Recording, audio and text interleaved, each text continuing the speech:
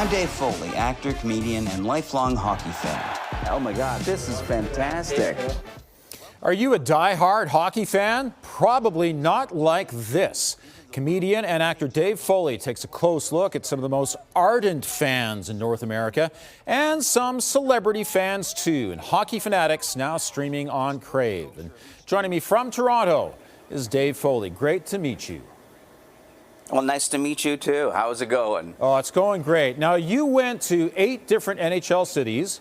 You met with a lot of people in each city, spent a couple of days there, saw a game in each one. It sounds like a bucket list dream for a lot of people. How much fun did you have doing it?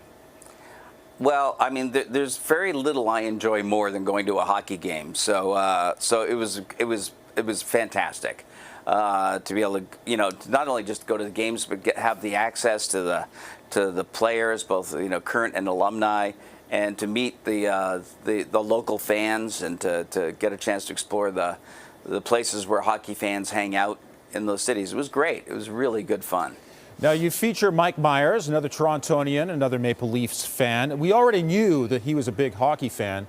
Which to you was the biggest surprise amongst all your celebrity guests?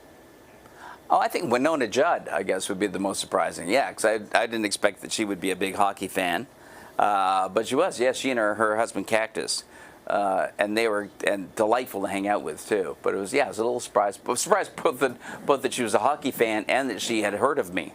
So both of those were lovely surprises. You also focus in each city on a lot of these super fans, a lot of these guys who have turned their basements into fan caves or man caves. I think we have video of the fella in Montreal. This place is unbelievable. What were your thoughts when you went into this place? Well, I guess jealously, I would say, wow, it must be nice to have that disposable income, and also just that that was kind of a beautiful thing to just sort of build this place that's about the love that you have for the team that means something to you. And especially Sunil in Montreal, that he built this thing and it became like kind of very well known in Montreal. And he decided, well, I'm going to use this to raise money. So he now, has people that pay money to come over and watch games in his fan cave, and he raises money for charity, which I think is really just a wonderful thing. Yeah, that is wonderful to hear. There's another similar fan in Florida, but she turned all her memorabilia into a space in the bathroom. Yes, which and they didn't have it activated, but they even have it set up so the bathroom's full of memorabilia of the Panthers, but it also there's a TV in there so that if you get up to go to the bathroom during the game, you don't miss any plays. You can keep watching the game while you do whatever you need to do. Yes. I'm not going to tell you what to do. That's key, I suppose. There's a lot of food in this show as well. I was surprised by that. Of the 8 NHL arenas you went to, which had the best food? The best food. Oh, geez, it's hard, because arena food has come a long way from when I was a kid going to Maple Leaf Gardens, where they would give you a semi-boiled hot dog on something that may have been bread. Now you can get sushi at a hockey game. I got to say, I'm going to say I really enjoyed Stan Smeal's Steamers. Oh, okay. His hot dog stand in Vancouver. Those were really good. You also went to Utah as well, and this was in their first year in the NHL after moving from Arizona. Were you surprised by how ardent the fan base is there?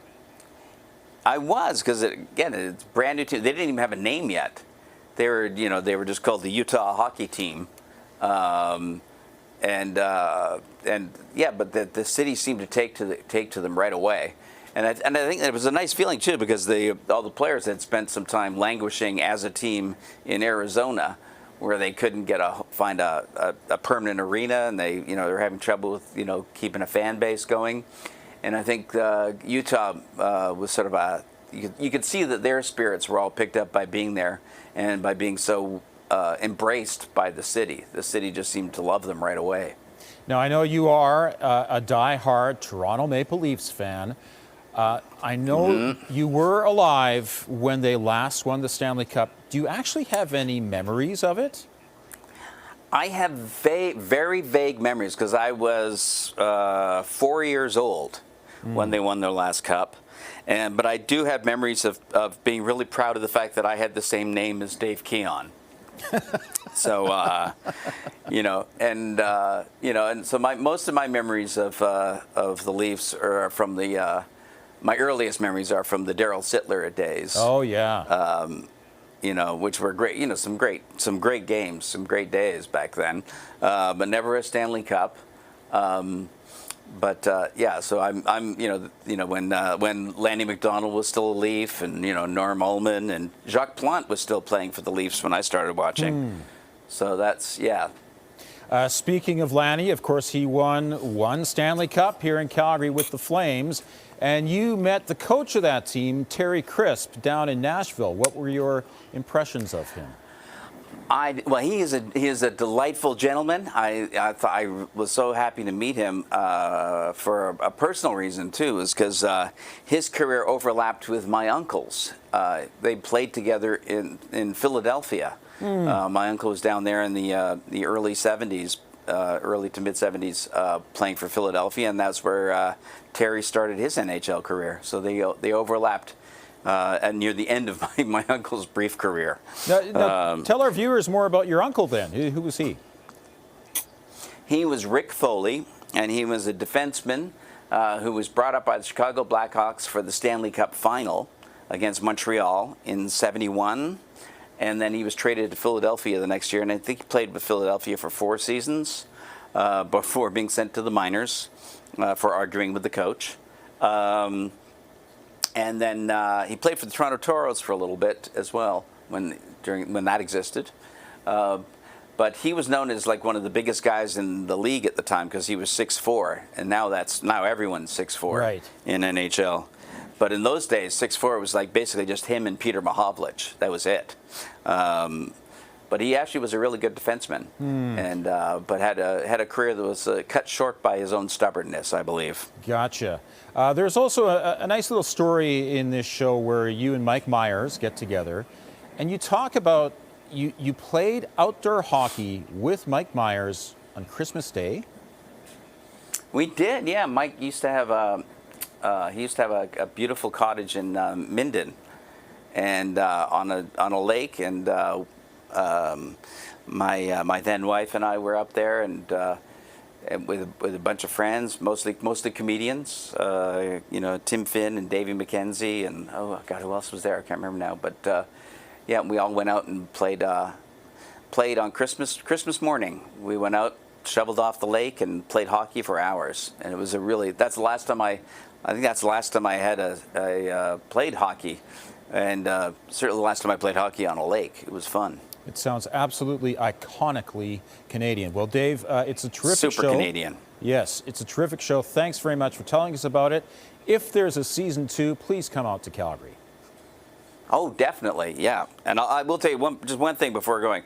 When I was there shooting a show called Fargo, friends of mine, we went out to the game, and my friends insisted that I wear a Calgary Flames shirt, and I said only if it's Lanny McDonald's.